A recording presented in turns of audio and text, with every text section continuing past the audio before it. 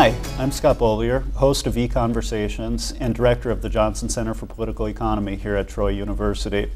Tonight we have on our show Judson Edwards, Dean of the Sorrell College of Business here at Troy University, my boss, and someone who's going to talk to us tonight about the new servitude that we're experiencing in America. And by servitude, what he's talking about is well, we'll let him get into what exactly he's talking about, but essentially it has to do with man's relationship and interaction with government and what it's doing to us as individuals and as people who respond to incentives, how our incentives are changing as government handouts become more prevalent. Dean Edwards, welcome. Thank you, Scott. Good to be here. Great to have you. You wrote an opinion editorial recently for the Birmingham News that received a fair amount of attention, a lot of comments, if you looked at the comments after the op-ed, and you described this new servitude that is part of the 21st century. Can you describe to our viewers what exactly you mean by the new servitude? Sure. I guess I'll begin with what triggered my editorial. Is usually some news event, or I'm not always writing editorials as part of what I do, but there'll be a topic that will spur my thoughts. And on this day, I was actually at the beach and watching television and CNN, and there was one of the reporters, and I wish I could remember his name, but he was interviewing a sitting senator that was making comments of they asked, what can government do to create jobs?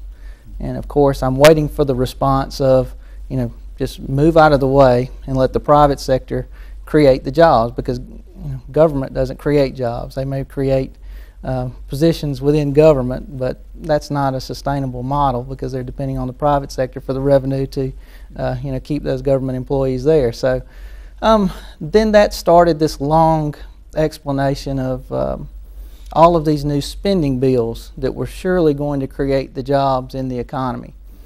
And it made me reflect at that moment on de Tocqueville when he was talking about this new form of servitude. And it just struck me as this is on us. Yeah. And I guess it was a fear that I'd felt through the years of seeing it go through. Really, it's generational change. Of where if you look back, I was born in the 70s and really a child of the 80s, that you saw, I remember being with my mother in lines of gas lines once, of, wow, not being able to get gas in a 1978 Ford LTD, which needed a lot of gas. And so what I do remember was kind of the influx of the conservative movement in the 80s, of where it was really empowering the individual.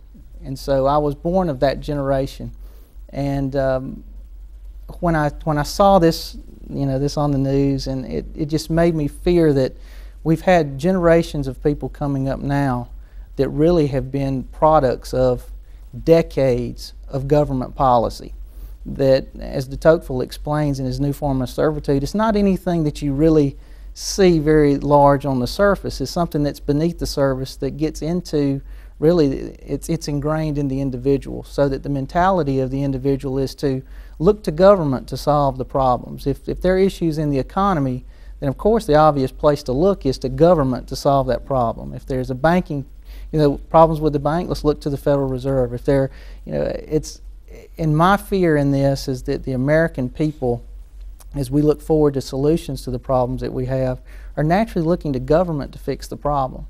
And so I think is in the editorial that I put forward was, I'm very fearful that we're now that nation that de Tocqueville was warning us against.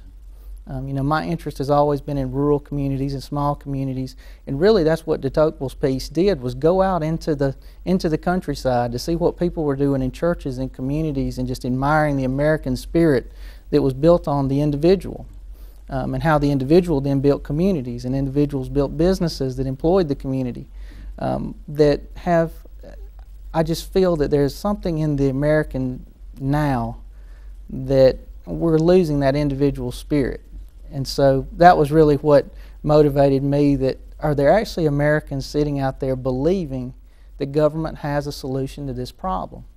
Because it's not going to be the government that employs people, it'll be the private sector that employs people. So the perspective is skewed, I think, in some ways. Yeah, you talk about two real challenges to America in the piece, and you say that one of them is this idea that government can solve problems, and this faith that if a market downturn happens, as we're seeing now with the European crisis, the immediate reaction has now become, we have to intervene, we have to do something. And you say that actually the government is causing a lot of these problems. They're exacerbating them by intervening and messing up market signals. A theme that John Allison a few weeks ago was talking about when he visited campus in relation to the Fed, saying every time that the Federal Reserve was intervening, they were distorting signals because they were saving some, not saving others, and market participants couldn't sort that out.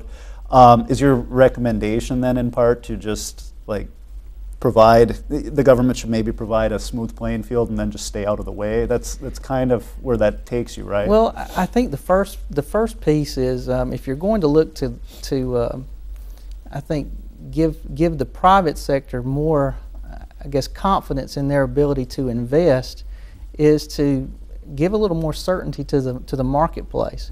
You know, it seems like most of the policies that we're seeing now are focused on short-term solutions. And for the majority of these companies, they're looking for investments that will be longer term investments.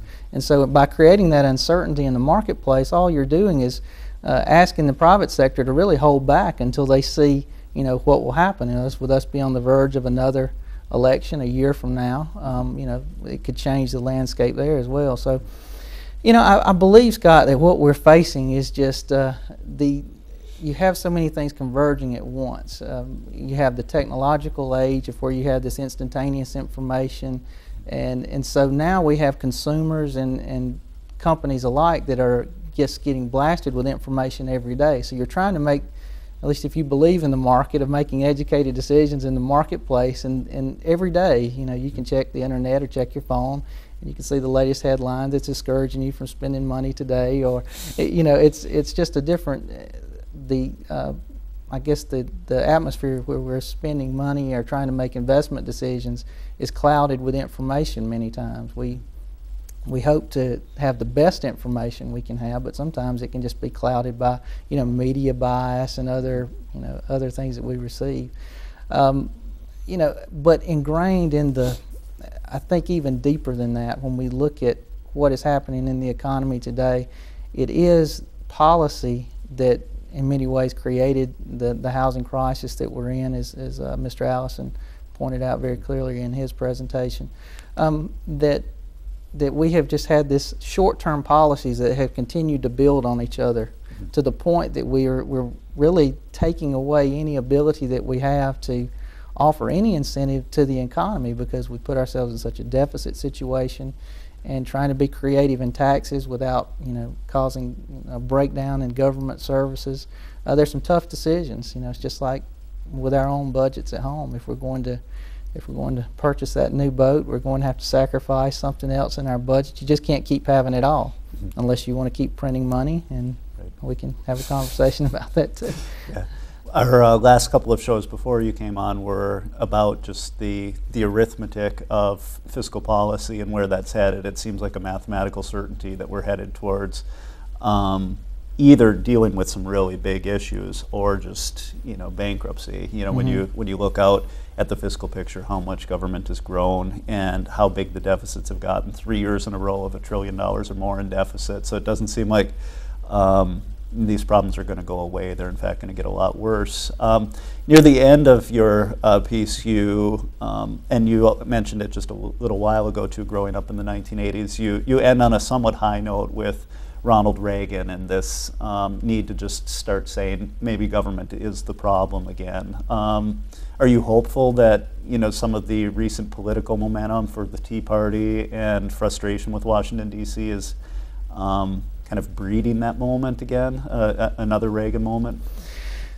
Well, of all the things that Reagan, I think, put forward was, at least from, and I speak as a teenager of the 80s, so I kind of saw the response, my parents' response and others' response during that time, is that, I hate to use the word collectivism, but really what you felt coming out of the 70s was this collectivism, this feeling that unions really active, and then we saw what happened to the economy there. It was like the most major part of the Reagan Revolution was empowering the individual. I think people finally felt like that we can go out and we can accomplish and we can do things, and I think that's where we are right now. Is we need someone that can kind of lift the spirits of the consumer, so that the consumer is confident that things are going to get better, that they can begin to spend money, invest money. And then Reagan also preached the message that I thought was very important, was that a shrinking government. That was very positively received by those who had, from environmental regulations and others, and from the corporate side, that were feeling that pressure, and also holding tight to making important decisions because you didn't know what was coming next. So I think that I'm hopeful that something will happen this election that will allow people to feel more empowered, that we've become too dependent. I want the individual to feel empowered, that they can actually make a difference. And so that's why, kind of coming back to the reason that I wrote it was, I hope that we haven't, through the years, made government ingrained so deeply in the individual that they do not feel the power themselves to dictate their own future. And so as we move forward, I hope in these coming years it's going to be imperative that we try to empower the individual, but also looking at simply the size and scope of government again. I'm a pretty strict constitutionalist. I feel very strongly that that's a strong document, and it's made our democracy what it is today.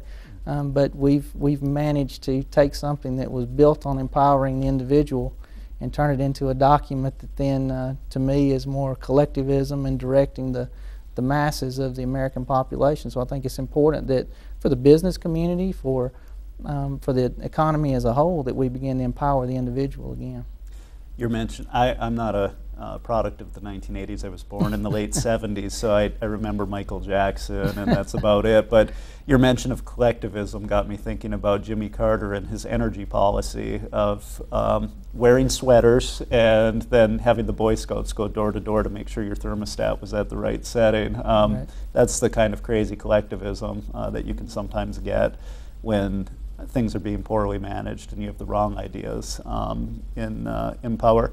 Reagan also was a champion of supply-side economics.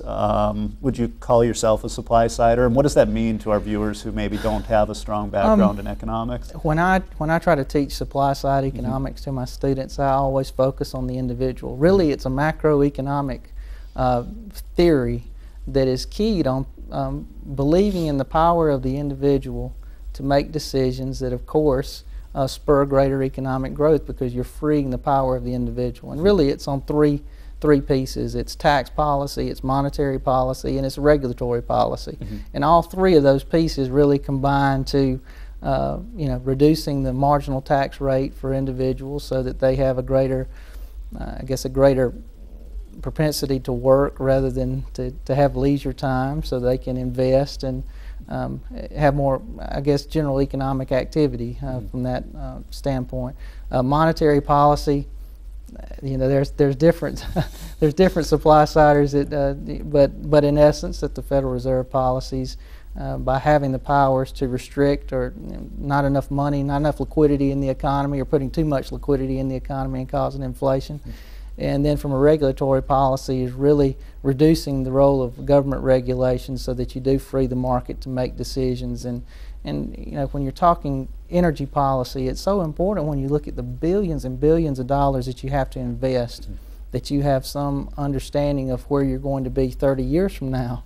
It'd be no different than, an individual making an investment of the mortgage. I'd like to know, the environment that if I know 15 years from now they're going to change all the rules of insulation and the type of material I have as a roof material on my home that's going to cost me an additional $100,000 to fit my home to the energy standards. That's a big decision, and you need to know at least some predictability of how that will take place. So I probably am I consider myself a supply-sider, but really more so because I feel like it does free the individual. I believe the individual is the greatest measurement we have of economic activity. And so I've always felt very strongly about, the work of LAFR and others. I think it is.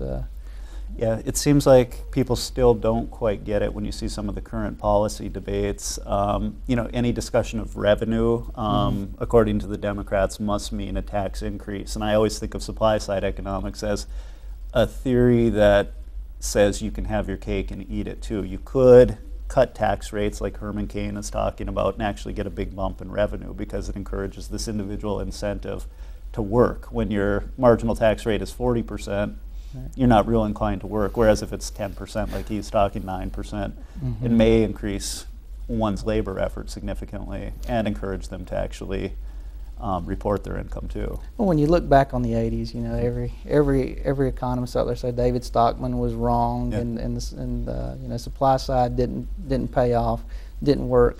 But what supply side did at that point in time is very similar to what we're experiencing right now. Is even though some of could the Reagan administration have cut back on spending? Sure. I mean, there are things that could have happened, I believe, that would have helped the situation. But I do believe that policy helped free the individual to think that they had the opportunity to move the economy forward through their own actions, not by waiting for government to shepherd them along to the next opportunity. So even though supply side economics, I'm sure there's many economists out there say it was just a complete failure, but the piece that I found most important was that what it meant to the individual. Let's turn to Alabama. You're someone who's an expert in regional and local economic development. Would you say that Alabama is suffering from the same symptoms we're seeing at the national level when it comes to this servitude that you describe in your piece? Are people here tending to become more dependent on government? Are we looking at major investment projects not in how they relate to being a good, sensible decision for a private investor, but instead what we can do to attract him through taxpayer dollars and whatnot? How do you see things, having been in Alabama most of your life, and how it relates to the national picture? Well, in living in North Dakota and living in Alabama, I'm a native of Alabama but lived in North Dakota for a while, so you have clearly two different mentalities when you have, I think you have a very, the North Dakotan was one that was, very save conscious, and we've seen it in these tough economic times of how, the state of North Dakota has performed very well. They actually had budget surplus the past 2 or 3 lowest unemployment rate in the country. So, they're a people that was really built on a farm mentality, and so you're saving for a rainy day. You're putting some things back, and when the Alabama, my experience in Alabama was we've always been, since the 1930s, and even in Mississippi, balanced agriculture with industry that was recruiting industry to the communities. That we have become less of that agricultural past that maybe we've had, and more on industry dependent. So it does create two different models to compare. I do believe the Alabama citizen is more of, I think they act on the individual basis. I think they feel empowered to act. And that's maybe the Southerner in general, maybe a little bit more independent. I feel like where we are economically in Alabama is I always find this discussion interesting when I hear people talk about, when I talk policy with people, particularly since I'm more on the supply side of when we look at what we do for industry. I mean, when we recruit new industry to the state, what are we trying to do? I mean, we are basically cutting back, your 10-year tax abatements, and you're moving government out of the way in order to recruit industries to these towns. So in many ways, we are encouraging that, empowering the company in order to support economic development projects. So some of the pieces that may be taxpayer dollars that we're offering and incentives, really some of it are just tax breaks that you're adding a value to that would have been paid. So it's not, we're really freeing the company in many ways. I'll tell you this, and this is something I think is a lesson learned through the years, is that why would a company locate in Alabama? I mean, and you ask any community in this state, and they're going to tell you, well, they're coming to my town because they love it. They love they love the schools. They love all these pieces that go into the community. But the truth of the matter is that a company locates in a location because that's where they can be the most profitable. Mm-hmm. And many times we lose that in the equation of it's about us as a community, when in reality it's about the business and making that business profitable for a long-term investment. So, you know, the economic development success we've had in Alabama has been wonderful for our state. There's no question about it. But I think many times we look at it as a reflection of maybe the like of a community rather than the profitability of a company. So you have to, you know, keep that in perspective so that when you see things of, you know, the corporations being the enemy, they're the ones supplying the jobs in the communities. They're making a difference in the community. So it goes, you know, if you're against profitable corporations, then you're against jobs, you know. So I think that's important for the people of any state to understand. I want to make sure to leave a little time to ask you questions about life as a dean in your new job, just a couple in relation to the topics we've been discussing. But what would be your silver bullet solution to the new servitude that we've been talking about? I mean, how do you crack this cycle of people becoming more and more dependent, you know, having more of an attitude, a collectivist attitude as you described it, this attitude, what can the government do for me? How do you shake that up? Well, if you could just go and wave a wand and do something, what would it be? I think the first thing I would do is to wave a wand that makes the people understand that we have a problem. You know, anytime that you can have government, if I had a choice of government spending or me spending, I would much rather have control of my own destiny in terms of my expenditures and my budget at home or however my personal life may be. I think we have those that are out there now that truly believe that government has solutions, better solutions than the individual. And so I don't know if it's self-confidence, or I think the first silver bullet would be we have a problem. So if we could get the people to understand that yes, we have a problem, then maybe we could move on to policies that could correct those. And the other is if I could make a bullet to make it painless, that would be great. Yeah. But the truth is we're going to have to experience some tough times somewhere, and it's not. We can't keep putting it into the future. We've had short-term policies that have compiled over time, so now we need some short-term policies that cause some pain for a little while, so that hopefully we can come out of it stronger than we were before. Your article's brilliant because you kind of describe how we've been living as a druggie, essentially, right. And what you need to do for someone who's really addicted is just cut them off cold turkey and right. Get them on a new trajectory, essentially. And that seems to be what you're indicating. It's almost like the alcoholic steps. Admit you have a problem, right? And then, you know, stop. We could use a 12-step process in this, but it's something that we must do, Scott. I mean, you have children, I have children, and their future is dependent on what we do now. Yeah. And so it's just so important for us, even as educators, no matter if it's, you know, kindergarten, whatever age you're teaching, that we have to empower the individual, because that's what our country was built on. And I think for the future, it will always be built on empowering the individual. When we lose sight of that, we become just like the rest of the world. We don't become the society that innovates, that continues to try to push the boundary in technology, because all those are built around individuals, just like Steve Jobs. I mean, with his passing, you know, to me, it just shows the power of what one person can do in trying to, you know, not just their own personal worth, but to using their personal passions to change the lives of other people. And so that says so much for, you know, what an individual can do for society. We have just a few minutes left. You're somewhat of a unique bird, a rare bird, in that you're a pretty strong free enterpriser who's in a position where you can have a lot of influence, dean of a pretty large business school and an up-and-coming business school. How does that inform what you're trying to do with the college? You know, your ideas about the individual in relation to the collective. Does it lead to a focus on ethics, a focus on free enterprise in the curriculum? Are you trying to put a label on what a business degree at Troy is that kind of reflects your values a little bit? Well, I'll tell you something that motivated me is one of my first academic jobs. My next door neighbor was a philosophy professor. His name's Jack Weinstein, and he was a pretty strong liberal, but he was a specialist on Adam Smith. And he wrote a small pamphlet on Adam Smith that basically, dismissed the wealth of nations in a way that said, it's been used for pure capitalism. And one of the pieces to that I think is so important is, and I agreed with Jack in this point, was to understand the power of capitalism. A lot of Adam Smith's work was based on the theory of moral sentiments.